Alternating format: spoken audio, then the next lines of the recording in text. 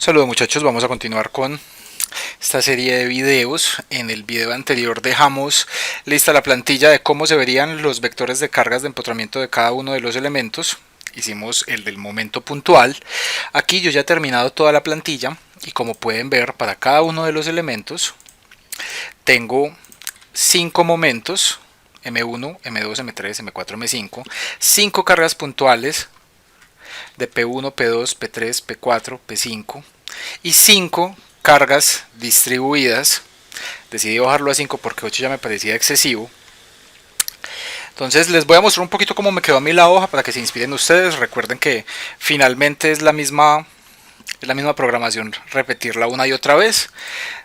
Pero hay un detallito especial que quiero que vean y que tengan en cuenta. Entonces, cuando el usuario entra y coloca todos los valores de sus cargas, aquí la hoja automáticamente, al final de todo esto, acá es donde empezamos a hacer los cálculos. Entonces la primera tanda de cálculos que hacemos, esto el usuario no lo tiene que ver, ustedes no lo tienen que ver, siempre y cuando se aseguren que quedó bien programado. Eso sí les pido mucho, revisen toda la programación que hagan, estén seguros de cada uno de los valores para que más adelante se puedan tranquilizar y dejen un registro de qué es cada fórmula. Entonces acá tenemos la transformación de las cargas externas a los ejes locales de las barras. Eso lo hicimos en un primer video. Esto es para las cargas puntuales, esto acá es para las cargas distribuidas, este de acá lo tenemos para las cargas distribuidas de Q1 a Q5, y a partir de este momento ya empezamos a calcular como tal los vectores de empotramiento. Entonces miren que en cada una de las celdas, acá por ejemplo, para la cortante al inicio, yo tengo esta información que sería la equivalente a esto, sería la equivalente a esta fórmula de acá. En el caso del momento sería esta: 6 veces la magnitud del momento por A por B sobre L al cubo negativo, y es justamente lo que yo tengo acá: 6 veces la magnitud del momento por A por B sobre L al cubo. Entonces para cada una de las cargas lo hice. Entonces mira que lo tengo que hacer para los 5 momentos, y es exactamente eso, es colocar 5 veces el mismo vector, pero con los valores de cada uno, porque cada vector, cada momento externo que vayamos a aplicar tiene su propia magnitud y su propio punto de aplicación A. Repetimos, y cuando yo termino, cuando ya calculo los 5 momentos, lo que estoy haciendo aquí al final, esto de acá que voy a subrayar, esto de acá, es simplemente la suma. Miren que yo aquí estoy sumando 5 términos que son los correspondientes a las cortantes al inicio en cada uno de los casos, porque aquí por superposición estoy determinando el momento, el vector de cargas de empotramiento total que tendría este sistema. Entonces aquí al final, este último PFM, miren que no tiene subíndice, simplemente es en cada una de las columnas la suma de las columnas asociadas. Es decir, esta normal al inicio es la suma de todas las normales al inicio, esta cortante al inicio es la suma de todas las cortantes al inicio, este momento al inicio a su vez es la suma de todos los momentos al inicio, etcétera, etcétera. Habiendo terminado pasamos a hacer exactamente lo mismo para las cargas puntuales. Entonces yo conozco mi vector para las cargas puntuales, que es este de acá. Entonces simplemente lo reproduzco en la hoja. Y si se fijan, esta información, por ejemplo, voy a fórmulas, rastrear precedentes. Miren que estoy en la carga 1. Cuando le doy doble clic hacia atrás, él me devuelve de una a la longitud, y adicionalmente si me deja ver, acá a P1, aquí a P1. Si ven los valores acá, este A, incluso este A es, tengo un error, este A debería ser el de P1, no el de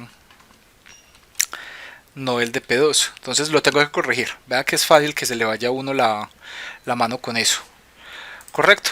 Eso es una nimiedad. Yo ahorita fuera de cámara lo corrijo en forma. especial atención a ustedes, muchachos, y me pasó a mí, es fácil que le pase a ustedes también. Entonces, revisar muy bien cada una de las fórmulas. Es carpintero, pero toca hacerlo. Les recomiendo que del PDF que yo les mandé de calculen para un caso genérico una distribución de carga parabólica creciente, una decreciente, una puntual y un momento puntual con ciertos valores, y que metan esos valores a la hoja y se fijen si les da o no les da lo mismo, porque les tiene que dar lo mismo si lo calcularon bien. Entonces acá nuevamente es simplemente hacer para cada una de las cargas P puntuales su vectorcito de cargas de empotramiento. Correcto. Y al final, aquí PF6, esta PF, la última, sería simplemente la suma de todas las normales al inicio, de todas las cortantes al inicio, de todos los momentos al inicio, etc. Aquí pasaríamos a las cargas distribuidas. En las cargas distribuidas tenemos que hacer dos casos, el caso cuando estamos trabajando creciente y cuando estamos trabajando decreciente. Para ello yo he colocado un condicional en las fórmulas. Entonces, como voy a abrir una de las pequeñas, que es más sencillo de ver. Esta información de acá es la fórmula que yo tengo en el PDF, ¿correcto? Mírenla acá, esta es la fórmula que yo tengo en el PDF. Este condicional del comienzo, y le voy a dar todavía más zoom para que lo vean bien, este condicional del comienzo lo que me está diciendo es, si en el parámetro de la carga Q1 dice que es creciente, este condicional se convierte en un 1. Si dice que es decreciente, dec va a valer 0. Y cuando vale 0, simplemente toda la expresión se hace 0. Miren que este término de acá está multiplicando toda la expresión. Entonces, vamos a evaluar la fórmula y vamos a ver qué nos dice. Entonces, como yo tengo en este momento que la carga Q1 es decreciente, mírenlo ahí, ese condicional va a ser igual a 0. Entonces toda la expresión va a dar 0.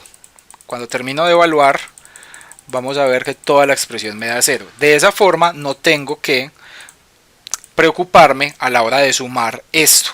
Porque aquí al final, miren que esto es para la creciente de Q1, Q2, Q3, Q4, Q5.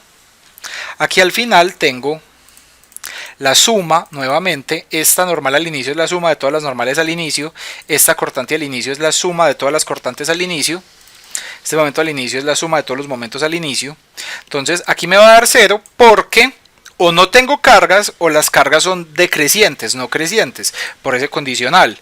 Aquí al lado empiezo entonces con las cargas decrecientes. Miren que tengo exactamente el mismo condicional, solo que aquí le estoy diciendo que si allá dice decreciente, haga que esto valga 1, sino que valga 0. Y miren cómo me queda la fórmula cuando yo la evalúo. Como para la carga 1, Q1, yo estoy diciendo que es decreciente, ese primer condicional se vuelve 1. Y cuando se vuelve 1, pues simplemente multiplico todo lo que tengo ahí y espero a que me dé el resultado. Aquí al final, nuevamente, hago la suma de las normales al inicio, cortantes al inicio, momentos al inicio, normales al final, etcétera, etcétera. Y aquí al final de todo eso, miren que en la columna que voy, en la IO, voy a hacer un zoom para que se den cuenta de lo largo que quedó esto, pero de lo infinitamente útil nos vamos a dar cuenta más adelante. Entonces aquí en esta última tablita yo ya tengo el vector de cargas de empotramiento definitivo del elemento. ¿Qué es esto? Esto es simplemente la suma. Este primer término es la normal al inicio de la suma de los momentos. Este segundo término es la normal al inicio de la suma de las puntuales. Este tercer término es la normal al inicio de la suma de las crecientes.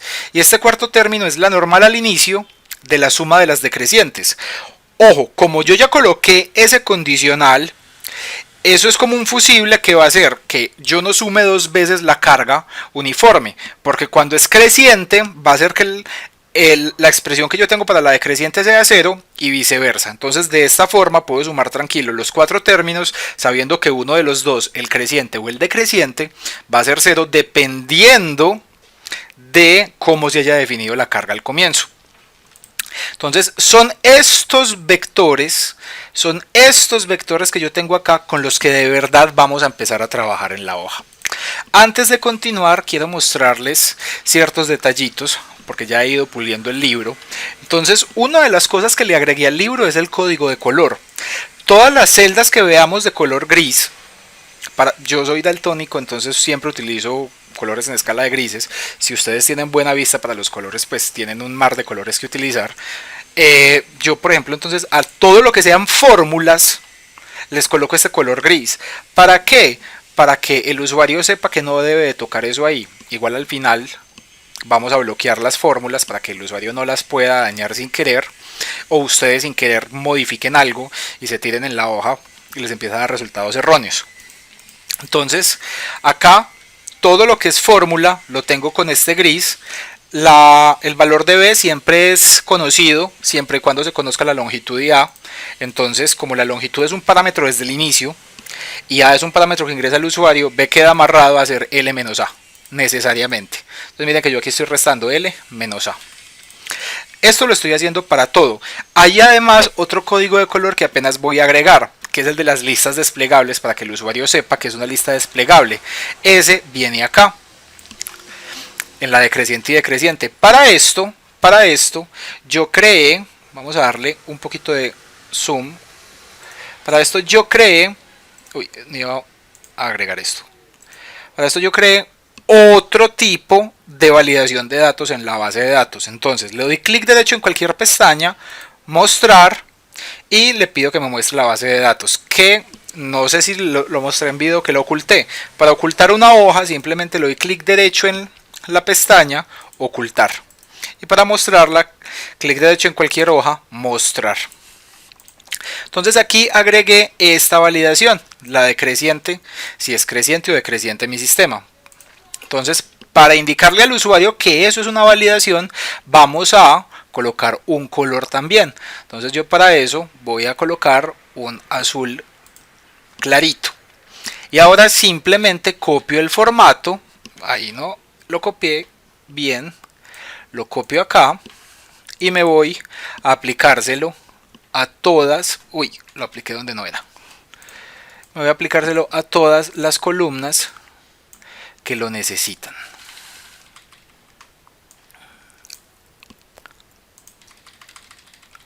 Esta es la 3, la 2. Aquí en elementos tenemos también esto. Entonces de esta forma ya el usuario va a saber que solamente las celdas de relleno blanco son las que él debe modificar. Una forma sencilla y rápida de hacer las cosas. En el próximo video vamos a ver cómo trabajar esos vectores para que empecemos ya definitivamente a construir nuestro sistema de rigidez. Pero antes de eso vamos a hacer algo para la hoja. Me voy a ir a la hoja de los nudos y voy a eliminar esta imagen por ahora, no la necesito en este momento. Yo quiero mostrarles algo. Si yo agregara aquí un nudo nuevo, ese nudo no estaría dentro de la tabla que yo hice. Ahora, si yo inserto una fila, este número de acá, lo que yo coloque acá, está dentro de la definición de la tabla. Les voy a mostrar. Voy a fórmulas, administrador de nombres. Miren la tabla de los nudos. La tabla de los nudos va hasta la celda F10. Quiere decir que viene hasta esta celda. ¿Correcto? Cuando yo inserto una fila nueva, o bien una columna, también sirve, nos vamos a dar cuenta que la tabla de los nudos ya llega hasta F11. Entonces, como podemos ver, ya estamos hasta acá, hasta F11. Entonces, ¿qué vamos a hacer? Vamos a dejar la hoja lista para que nos funcione para por lo menos 200 nudos. Entonces, simplemente voy a venir acá, voy a insertar una fila, y ya esto es ciertamente mecánico porque no le puedo indicar cuántas columnas necesito, pero miren que cada vez puedo ir duplicando la cantidad. Y como crezco en potencias de 2, es relativamente rápido terminar esto. Aquí creo que me equivoqué. Hacia abajo. Noten que siempre que le doy control más, tengo que decirle que me desplace las celdas hacia abajo. Recuerda que con control más agregamos filas o columnas, dependiendo de lo que tengamos seleccionado. Entonces vamos a ver en dónde vamos ya. Uy, nos recontrapasamos. Aquí ya estamos en 522 y yo nada más necesito 200. Pero saben que lo voy a dejar para 500 nudos. Entonces vamos a borrar 17. Acá tengo 503 filas. Me falta borrar 3 filas más. Acá, como pueden ver, ya me quedó lista la tabla. Voy a corregir este formato. De esta forma y esta. Correcto. Incluso si siempre vamos a asociar estos grados de libertad con su respectivo nudo, esto también lo podemos dejar congelado como fórmula. Entonces le puedo colocar acá si es el mismo gris. Vamos a fijarnos que sea el mismo gris. Sí, es el mismo gris. Entonces ya con esto lo que nos queda faltando es que nuestra tabla de elementos funcione, como no, también para 200 elementos. Entonces aquí vamos a hacer lo mismo. Vamos a insertar. Aquí estoy insertando 8. Voy a copiar esta imagen aquí. Entonces acá inserto 8 elementos. Acá inserto otros 8. Van 16. Aquí voy a insertar otros 16. 32. 64. 128. Ya con esto deberíamos haber quedado en efectivamente. Entonces voy a copiarme esta información de acá.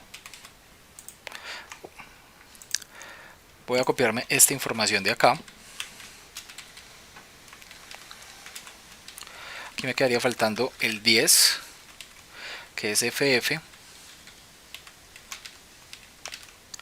8 y 2.